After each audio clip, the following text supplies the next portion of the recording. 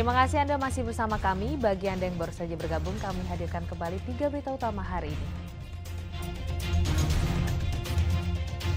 Operasi pasar beras murah terus diburu warga, lantaran beras tidak hanya mahal tapi juga sulit didapat.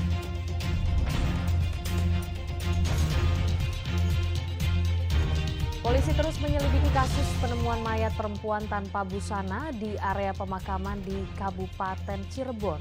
Hasil otopsi sementara tidak ditemukan bekas kekerasan di tubuh korban.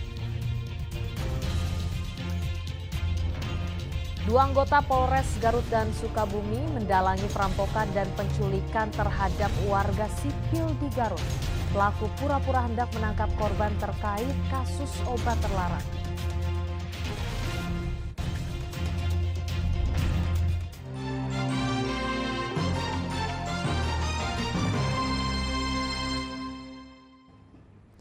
Satreskrim Polresta Cirebon terus menyelidiki kasus kematian perempuan yang ditemukan di Kompleks Pemakaman Kecamatan Gegesik. Hasil penyelidikan sementara tidak ditemukan adanya bekas tanda kekerasan pada tubuh korban. Polisi masih menunggu hasil otopsi untuk memastikan penyebab kematian korban.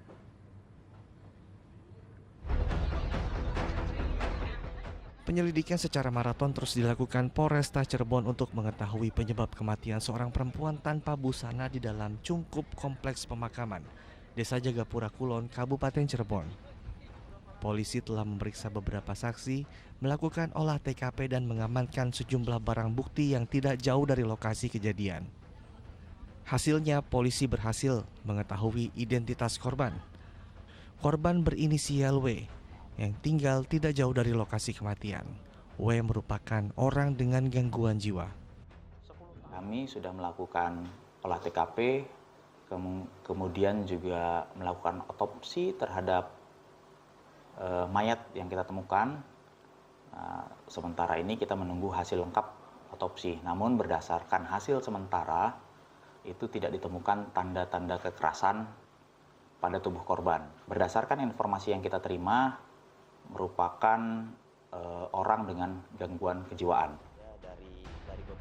Polisi saat ini masih menunggu hasil autopsi dari Rumah Sakit Bayangkara Losarang untuk mengetahui penyebab kematian korban.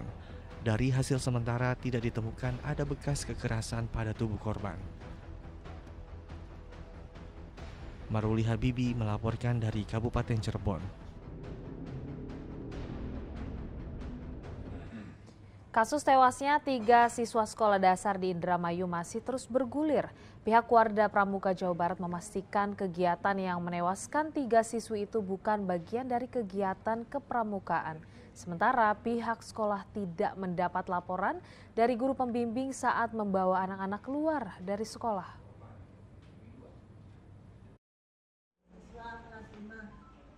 Warga Pramuka Jawa Barat ikut menyelidiki tewasnya 3 siswi sekolah dasar negeri Lajer di Kecamatan Tukdana, Indramayu. Dari kronologis kasus, pihak Warda Jawa Barat memastikan bila kegiatan itu bukan bagian dari kegiatan kepramukaan. Selain karena para siswi tidak mengenakan pakaian beratribut pramuka, dari kategori umur, para siswi sekolah dasar tidak diperkenankan bermain di sekitar area air atau sungai saat melakukan kegiatan kepramukaan.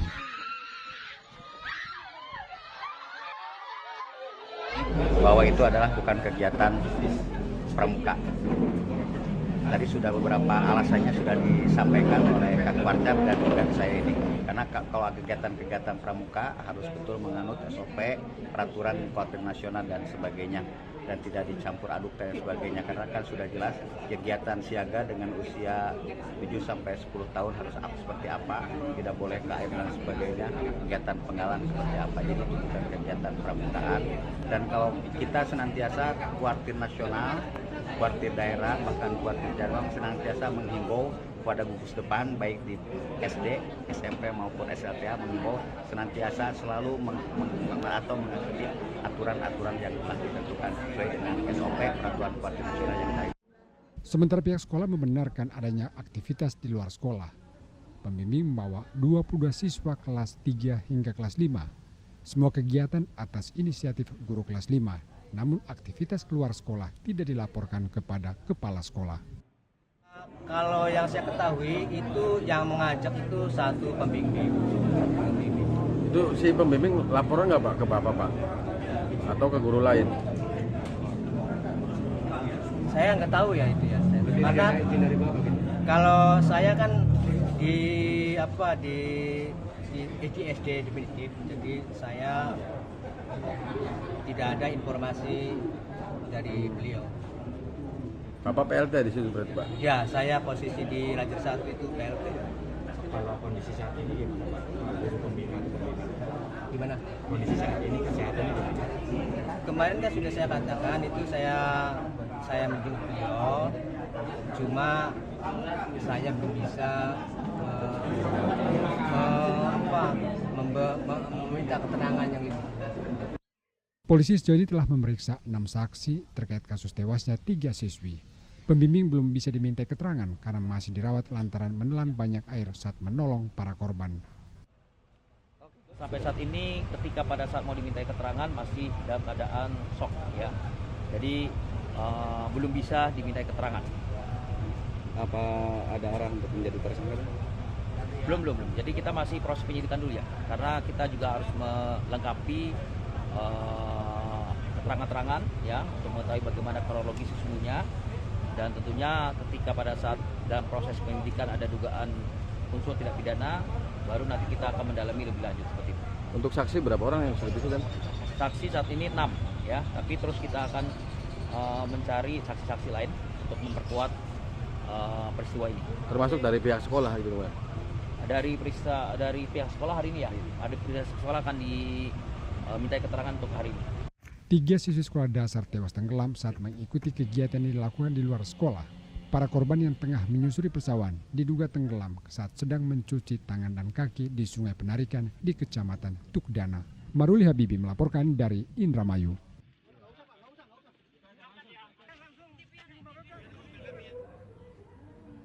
Seorang pengendara motor tewas di jalur Pantura, Kabupaten Subang. Korban meninggal dunia usai menabrak bagian truk yang sedang mogok di tepi jalan.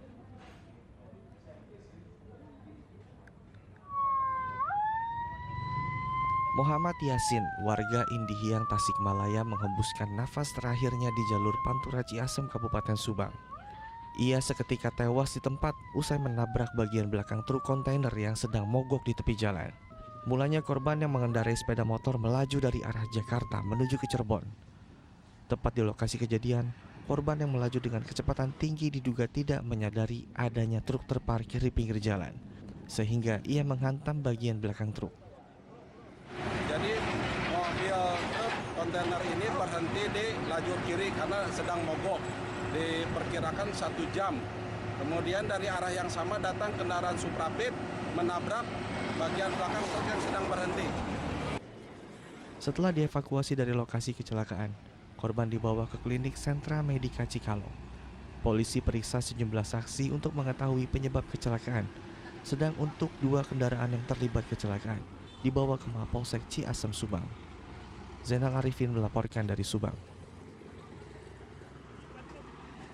Menteri Sosial Tri Risma hari ini memberikan perhatian khusus terhadap siswi sekolah dasar di Kota Sukabumi lantaran berjualan di pasar untuk membantu keluarga. Kehadiran Risma sebagai bentuk kehadiran negara untuk warga negara yang miskin.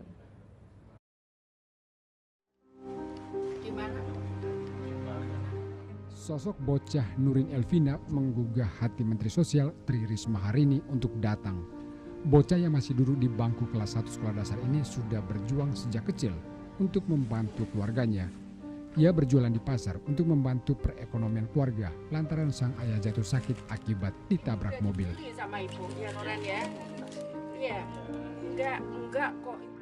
Putri pasangan Eldiana Fitra Dewi Ivan Suharlan tinggal di Jalan Gotong Royong, Gang Kencana, Kelurahan Gunung Puyuh, Kota Sukabumi. Mereka tinggal di sebuah rumah sederhana dan sempit. Kehadiran Risma disambut gembira oleh keluarga Nurin.